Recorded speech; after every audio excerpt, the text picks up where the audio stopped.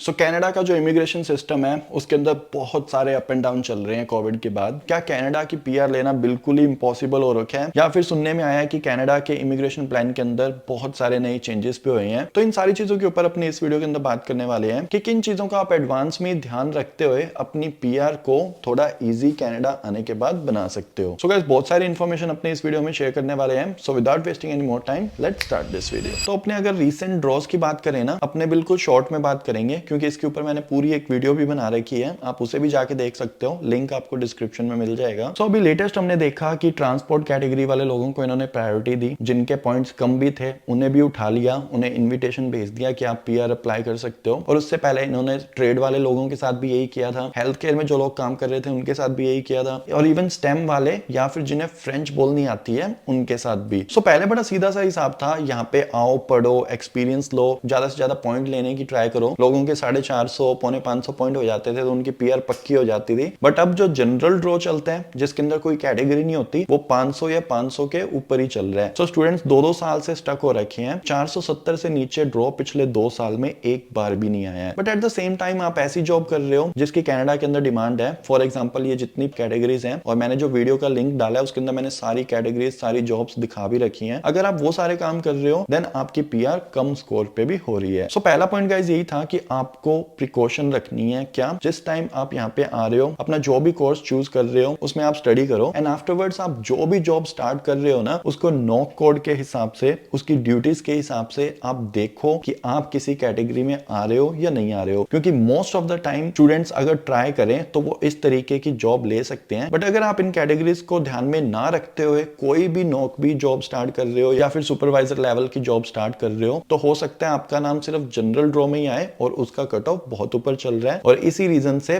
बहुत सारे majority of लोगों को पीआर होने में प्रॉब्लम हो रही है। अब अपने बढ़ते हैं सेकंड पॉइंट के ऊपर। सो गाइस आप कनाडा आ गए, आपने स्टडी कंप्लीट कर ली, उसके बाद आप जब भी अपनी स्टेबल जॉब स्टार्ट कर रहे हो तो उसके अंदर गाइस आपका जो एम्प्लॉयर के साथ रिलेशन है उसे अच्छा रखने की ट्राई करो। अब जिस टाइम आप उनके लिए एक एसेट बन जाओगे उस टाइम आपका एम्प्लॉयर या फिर आपका बॉस आपको फ्री ऑफ कॉस्ट इमिग्रेशन में हेल्प कर सकता है एलएमआईए के थ्रू। सो बहुत से लोग ना ये गलती करते हैं, वो कभी अपने एम्प्लॉयर से फ्रैंकली ये चीज पूछ ही नहीं पाते कि क्या आप मेरी एलएमआईए में हेल्प कर सकते हो। और चीजें जब वर्स्ट होनी स्टार्ट हो जाती हैं, उनका तीसरा साल वर्क परमिट का खत्म होने पे आ जाता है, फिर वो लॉयर्स के पास जाते हैं, वो बोलते हैं कि हमें एलएमआईए चाहिए, हमें वर्क परमिट एक्सटेंड करवाना है। तो उस टाइम फिर उनके 30-30 40-40 हजार डॉलर लगने की जगह बन जाती है। So you can avoid this situation by doing good job and bye maintaining good relationship with your employer. So Canada की पीआर के लिए ना आप जितने भी पॉइंट आपको जहां से भी मिल रहे हैं आप लेने की ट्राई करते हो, और साथ में अगर आपका एम्प्लॉयर आपकी हेल्प करने को रेडी हो जाता है देन 50 पॉइंट्स आपको एलएमआईए के भी मिल जाते हैं। सो इसका मैं आपको बड़ा छोटा सा एग्जांपल देता हूं। अगर मैं इंडिया से बैचलर्स करके आया हूं, यहाँ पे मैंने 2 साल का डिप्लोमा किया, एंड अगर उसके बाद मैंने 1 साल नॉक बी की कोई भी जॉब कर ली और मेरे आईएलटीएस के अंदर 777 बैंड आ चुके हैं, तो मेरा जो स्कोर बनेगा वो 467 के अराउंड ही बनेगा। बट यहाँ पे एलएमआईए गेम चेंजर कैसे हो जाती है वो समझते हैं लोग, क्यों 30-30 हजार डॉलर दे रहे हैं, क्योंकि एलएमआईए के आपको 50 पॉइंट मिल जाते हैं जिससे कि आपका स्कोर जो है वो 500 से ऊपर निकल जाता है। अब अपने आगे बढ़ते हैं, बात करते हैं उन इंपॉर्टेंट डॉक्यूमेंट्स के बारे में, उन बड़ी मिस्टेक्स के बारे में जिसकी वजह से पीआर का प्रोसेस डिले हो जाता है या फिर वो कनाडा की पीआर ले ही नहीं पाते। सो सबसे पहली चीज गाइस, अगर आपने बैचलर्स इंडिया से करी है या फिर अपनी होम कंट्री से करी है, उसकी ईसीए इवैल्यूएशन करवा के रखो टाइम पे, ताकि कनाडा के अंदर हम ये चीज प्रूव कर सकें कि हमने जो ग्रेजुएशन करी है वो कनाडा की ग्रेजुएशन के बराबर लेवल की है। तो उससे हमें पॉइंट्स मिलते हैं जो कि हमारे पीआर में काम आते हैं। अब ये प्रोसेस करवाने में हमें 6 से 9 महीने लेके चलना पड़ता है। अब फॉर एग्जांपल आपने कनाडा आके स्टडी कर ली, वर्क भी कर लिया 1 साल, आपने एक्सप्रेस एंट्री में अपनी फाइल लगानी है, उस टाइम जाके अगर आपको याद आया कि आपने ईसीए नहीं करवाई है देन आपको फिर रुक के वो ईसीए करवानी पड़ेगी और आपका पूरा प्रोसेस बहुत डिले हो जाएगा। सो ईसीए अपनी करवा के रखो, आप वेस्ट से भी करवा सकते हो, और मेरे केस के अंदर मैंने आईक्यूएएस से करवाई थी। अगर आपकी भी कोई बैचलर्स डिग्री है जो वेस्ट नहीं इवैल्यूएट कर रही तो आपको घबराना नहीं है, आप आईक्यूएस पे भी चेक करो, शायद वो आपकी डिग्री को असेस करते होंगे। तो उसके बाद गाइस जो सेकंड डॉक्यूमेंट होता है जो कि गेम चेंजर हो सकता है वो है आपका experience certificate from your home country. अब अगर आपने इंडिया के अंदर ऐसा कोई काम कर रखा है 1 साल के लिए जिसे कि आप यहाँ पे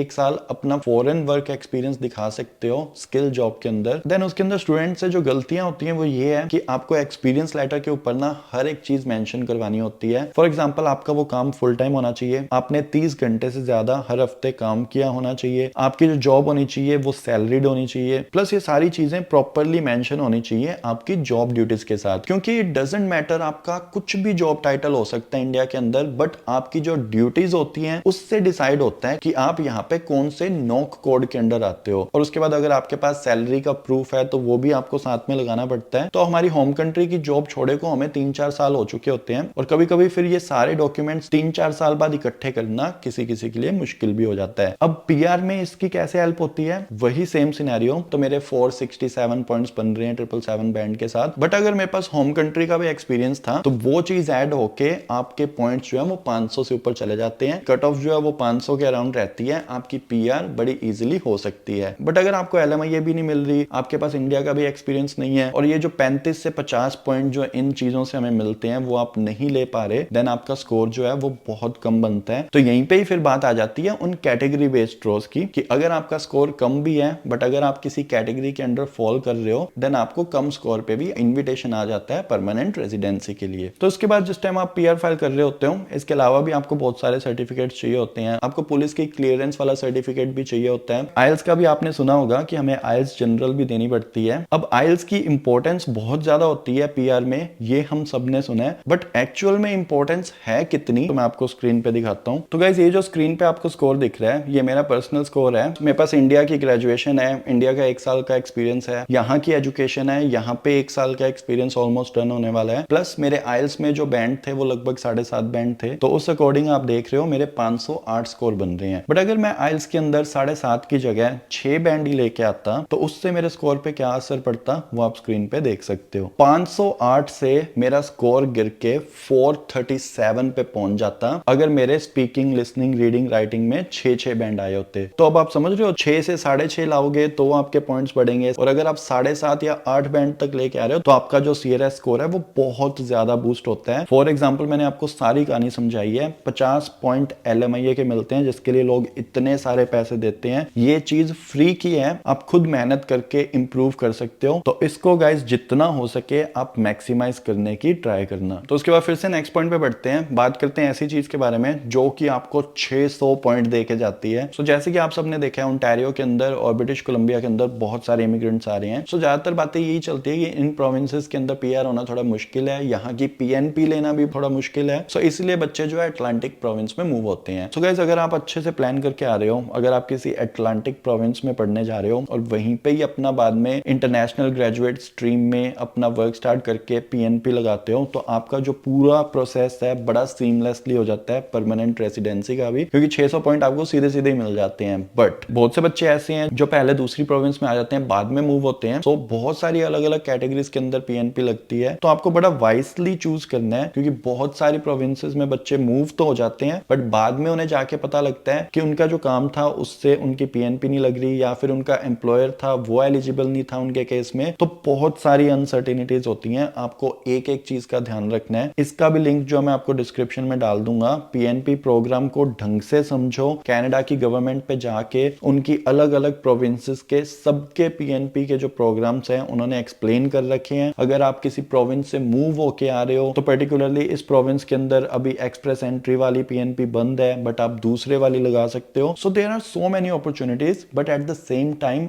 आपको बहुत सारी जगह प्रिकॉशियस भी रहना है। ऐसा ना हो आप मूव हो जाओ, 6, 7, 8 महीने, साल काम भी कर लो और उसके बाद पता लगे आप एलिजिबल ही नहीं हो पीएनपी के लिए। तो इन सारी चीजों से मैं खुद भी गुजर रहा हूं, मैंने खुद ने ये सारी चीजें आंखों से देखी हैं, सारी चीजें चेंज होती देखी हैं। जब मैं कनाडा नया आया था, मेरे साथ वाले जो मेरे से 2 साल पहले आए थे, उनको मैंने टीआर टू पीआर में ऐसे 1 सेकंड में पीआर होते भी देखा है। और उसके बाद ऐसे बहुत से लोग मैं अभी देख रहा हूं जिनके वर्क परमिट खत्म होने वाले हैं और उनके पॉइंट्स ही पूरे नहीं हो पा रहे। सो कनाडा का जो इमिग्रेशन सिस्टम है वो भी डे बाय डे चेंज होता जा रहा है, और हमें भी अप टू डेट रह के उन चेंजेस के अकॉर्डिंग खुद के सीआरएस स्कोर को और ऑप्टिमाइज करना है, ताकि किसी भी स्टेज पे जाके हम कहीं पे अटक ना जाएं। जैसे जैसे लोग ज्यादा आते जा रहे हैं, कंपटीशन हर एक चीज के लिए बढ़े जा रहा है, और ये सिर्फ कनाडा के अंदर नहीं है, हर जगह ही है। जैसे जैसे इस अर्थ के ऊपर पॉपुलेशन बढ़ रही है ना अपने ह्यूमंस की, चैलेंजेस और डिफिकल्टीज हर एक जगह, हर एक स्ट्रीम में ही बढ़े जा रही है। So stay motivated, never lose your hope, और जो भी आपकी जर्नी है आप नई स्टार्ट करने वाले हो तो उसके लिए गाइस ऑल द बेस्ट। अगर आप मेरे को इस तरीके के ब्लॉग्स बनाने के लिए और मोटिवेशन देना चाहते हो तो गाइस प्लीज चैनल को जरूर सब्सक्राइब कर लो। तो ठीक है गाइस, मिलते हैं हम अपने नेक्स्ट वीडियो में, तब तक के लिए good bye and take care.